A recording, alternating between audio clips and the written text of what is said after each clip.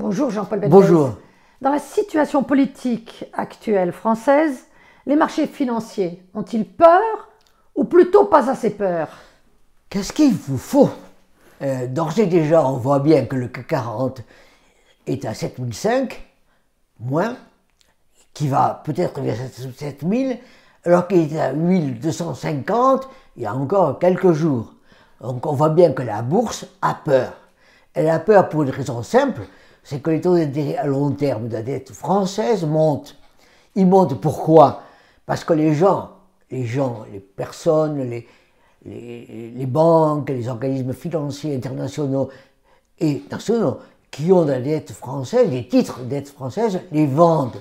Donc on est bien dans une logique qui est à l'heure actuelle extrêmement forte, à savoir j'ai peur de la dette, je la vends, les taux d'intérêt de la dette montent, la bourse baisse, parce que la bourse se dit, les taux d'intérêt sur les emprunts, sur le crédit bancaire, tout ceci va augmenter, et donc il y aura moins de croissance, moins d'emplois, et ce sera plus grave. Donc on est bien dans une logique qui se met en place, à l'heure actuelle, d'inquiétude croissante. Est-ce qu'ils ont lu les programmes?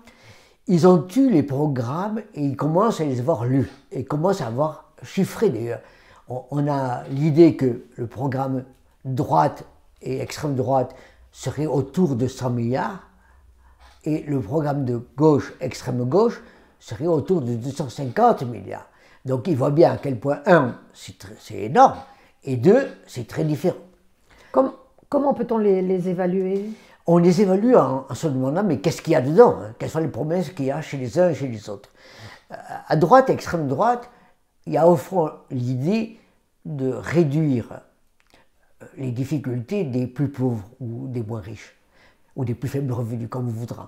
C'est-à-dire qu'il s'agit de travailler sur la TVA des biens de première nécessité, sur le prix du pétrole, le prix du gaz, et donc des éléments qui, d'une certaine manière, sur le quotidien, pèsent. En revanche, quand on regarde à gauche et à extrême gauche ce qui est proposé, il s'agit d'augmentations plus importantes et pérennes. Augmentation des salaires dont le SMIC, augmentation des retraites, avec en particulier l'idée de revenir à 62 ans, puis 60 ans pour prendre la retraite, et autrement dit, des éléments qui pèseraient durablement, très durablement, sur les coûts de production des entreprises, donc sur la croissance et sur l'emploi, et donc creuseraient, d'après les marchés, le déficit sur longue période.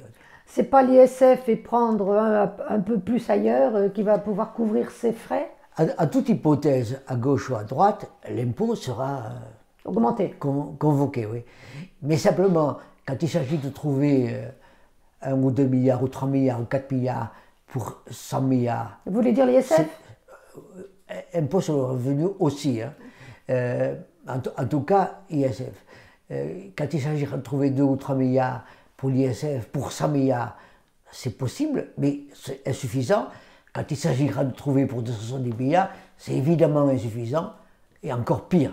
Autrement dit, les gens se rendent compte que le drame, les annonces, les peurs que l'on a sur les impôts, en toute hypothèse, ne sont pas du tout à la hauteur du problème que l'on a, qui est un problème en fait structurel, d'insuffisance de productivité et d'efficacité de l'économie française. Ce sera donc une augmentation de la dette française et donc plus chère pour la France.